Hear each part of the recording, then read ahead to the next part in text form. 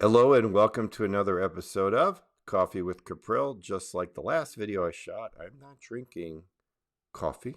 I'm drinking Diet Coke, which is a great entree to what today's subject is. Today's subject is all about habits and vices. Now, vices tend to be habits that really aren't good for us. And I'm going to confess to a couple of them that I have. So this is one. Caffeine in general. I do drink a little too much caffeine. Here's another one you may not know about me. I don't talk about it a lot. I'm a pipe smoker. Now, I don't smoke a lot. I maybe average one bowl, if you will, a week. Yes, tobacco. I don't have that other vice. No, not that there's anything wrong with it. I guess it's legal now in most places, but no, a friend of mine turned me on to pipes, I don't know, 15 years ago. And really, to me, it's not the smoking of the pipe. I like the collecting of the pipes. I have probably about 15 or 20, and they're all pretty cool. My son, Wes, does not smoke at all. So, in fact, he has very little vices, doesn't drink either. But the friend of mine who turned me on to this made me promise, because he admired the pipes that I was collecting, made me promise that when I die, I leave them to him. He's about 20, about 15 years younger than me, so he's got a good chance of inheriting them. But nonetheless, so this is a habit. I'm actually quite fascinated with habits. Here's a habit that I think most Americans suffer from. This, yeah, that's the two French bulldogs on the cover there, as you can see. We overuse it.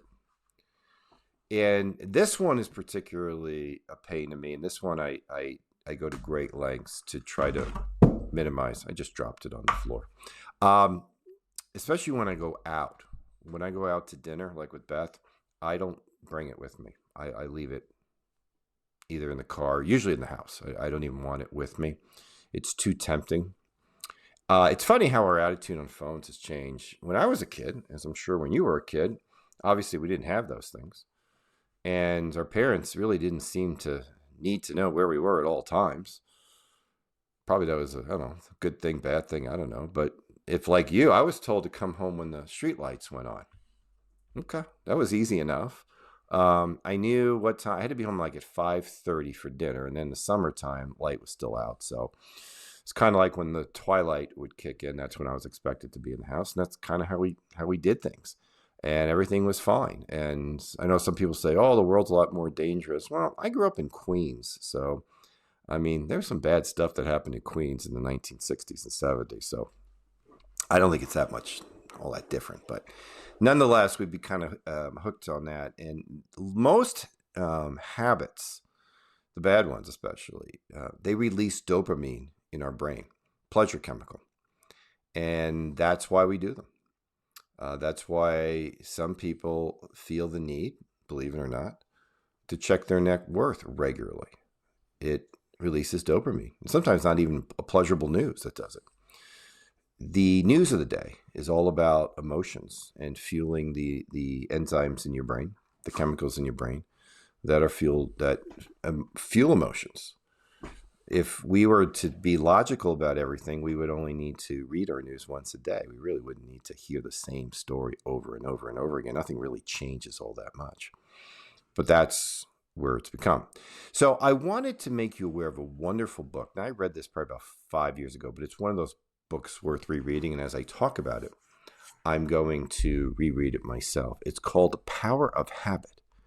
And it's by a gentleman named Charles Duhigg, Duhogg, I believe. If you go to Amazon, just type in The Power of Habits, it'll come up. And you'll see a mouse inside of a wheel on the cover. And he talks about the science of habits and how we form them in our brain. And then more importantly, how we can break them, how we can minimize them so that we don't become a slave to them. So I think you'll find that to be a very interesting and useful read if you take me up on it and do some reading on that subject. All right. At the end of the day, it's all about making sure that whatever vices that we have, we do them in balance. So yes, I know this is not good for me. I got that. Now, there are examples of people who've use tobacco in moderation, live long lives. There's examples of people who have it. I get it. Life has some risk. Drinking, excessive use of the phone. These are all things that, to a certain extent, for whatever reason, make life interesting. At the same time, can make life incredibly destructive. The key is if you have a habit that you think is getting out of hand, whatever it might be, that you take the time to minimize that. And that book is a really useful book. And there's many others that are out there. So, if anything, try not to look at your net worth every day. Try not to become overly absorbed with the news of the day. Neither one of them are going to change anything for you. You take good care. Talk soon. Bye-bye.